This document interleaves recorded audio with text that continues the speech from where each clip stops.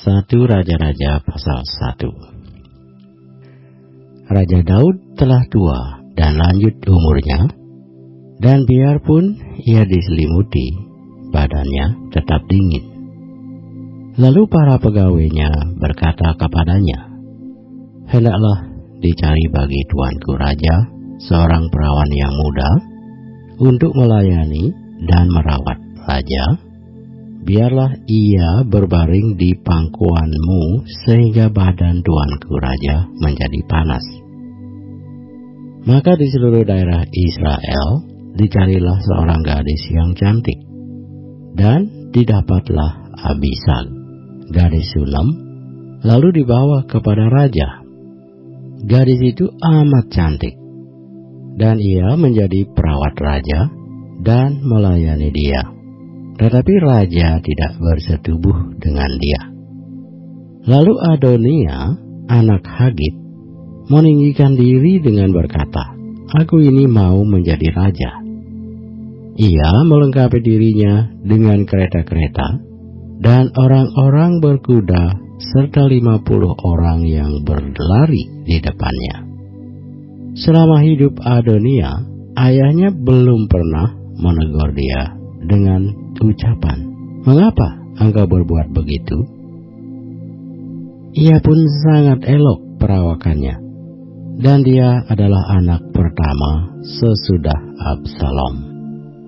Maka berundinglah ia dengan Yoab, anak Seruya, dan dengan Imam Abiatar, dan mereka menjadi pengikut dan pembantu Adonia. Tetapi Imam Sadok dan Benaya bin Yoyada, dan Nabi Nathan, dan Zimei, dan Rei, dan para pahlawan Daud tidak memihak kepada Adonia. Sesudah itu Adonia mempersembahkan domba, lembu, dan ternak gemukan sebagai korban dekat batu Zohelet yang ada di samping En Rogel, lalu mengundang semua saudaranya, anak-anak raja, dan semua orang Yehuda, pegawai-pegawai raja. Tetapi Nabi Nathan dan Benaya dan para pahlawan dan Salomo, adiknya, tidak diundangnya. Lalu berkatalah Nathan kepada Batseba, ibu Salomo, "Tidakkah engkau mendengar bahwa Adonia, anak Hagit, telah menjadi raja, sedang tuan kita Daud tidak mengetahuinya?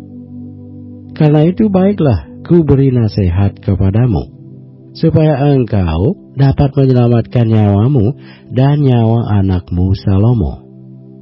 Pergilah masuk menghadap Raja Daud, dan katakan kepadanya, bukankah tuanku sendiri, ya rajaku, telah bersumpah kepada hamba-Mu ini, anakmu Salomo akan menjadi raja sesudah aku, dan dialah yang akan duduk di atas tahtaku?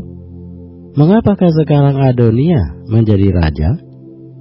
Dan selagi engkau berbicara di sana dengan raja, aku pun akan masuk pula dan menyokong perkataanmu itu." Jadi masuklah Batseba menghadap raja ke dalam kamarnya.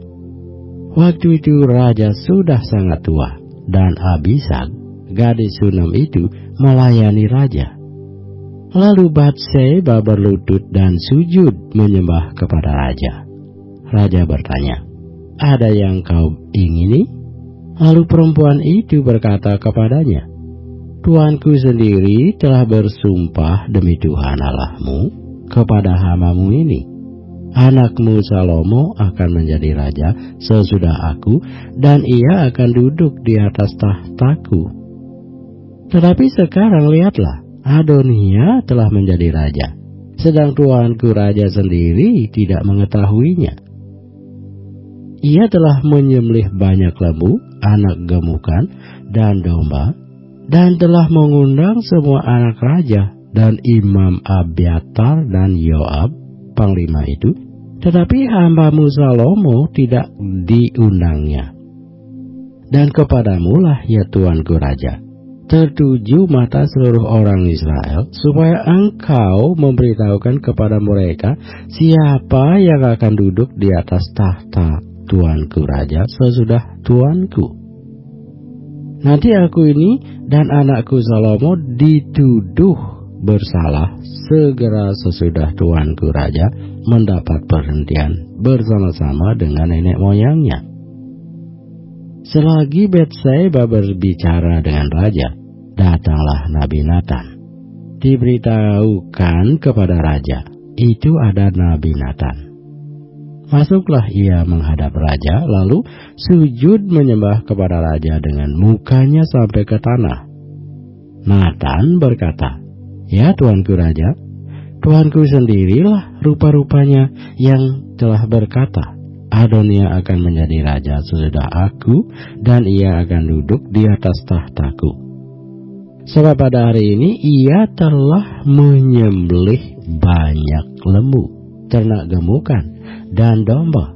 Ia mengundang semua anak raja, para panglima, dan Imam Abiatar, dan sesungguhnya mereka sedang makan minum di depannya sambil berseru, hidup Raja Adonia. Tetapi hambamu ini, dan Imam Sadok, dan Benaya bin Yehoiada, dan hambamu Salomo tidak diundangnya.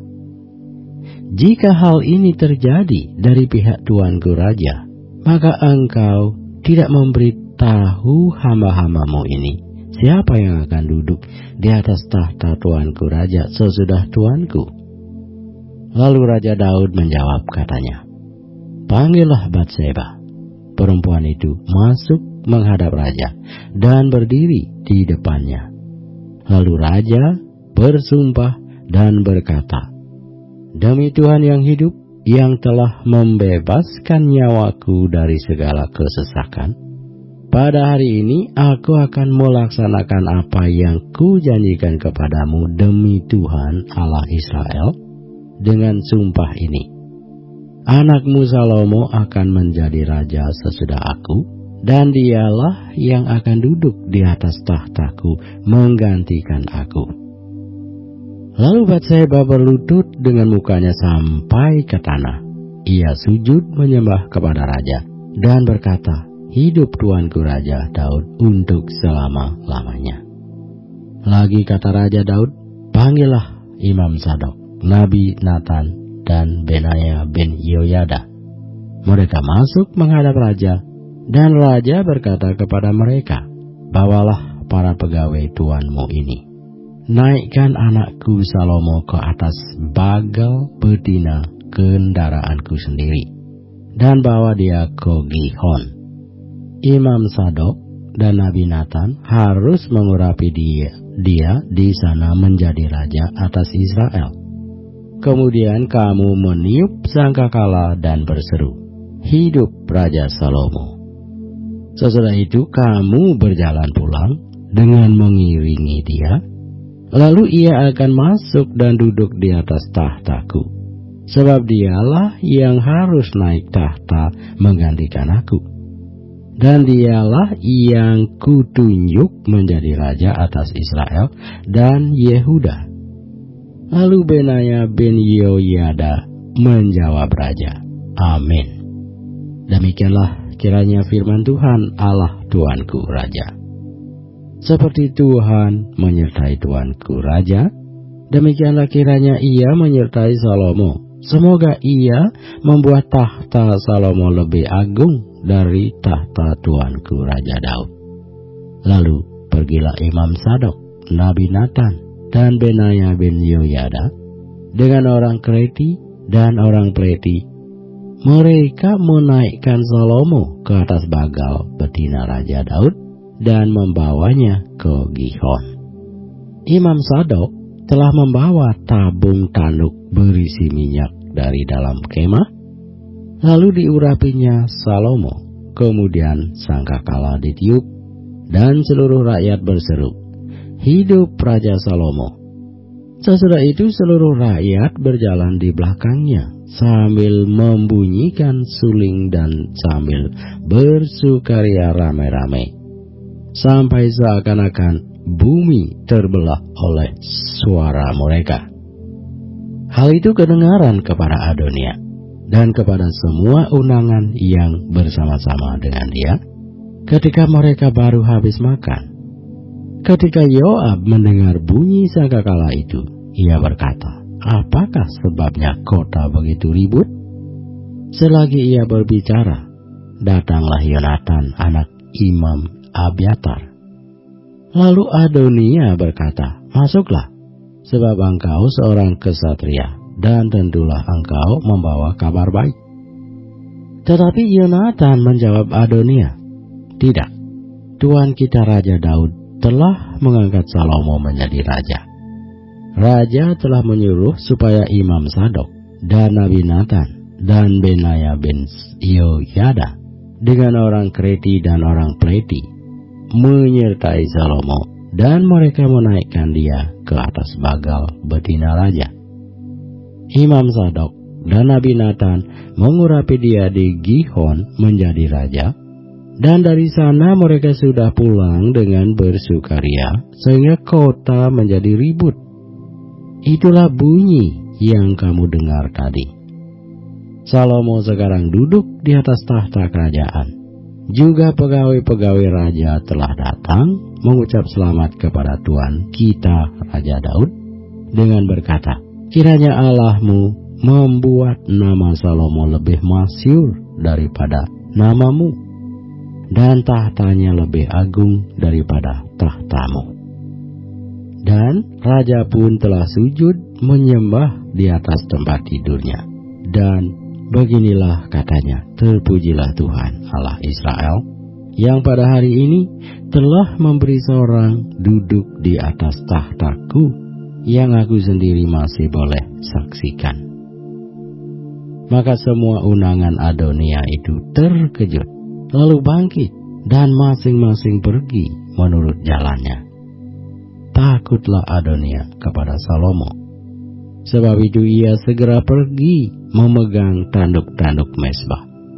Lalu diberitahukanlah kepada Salomo.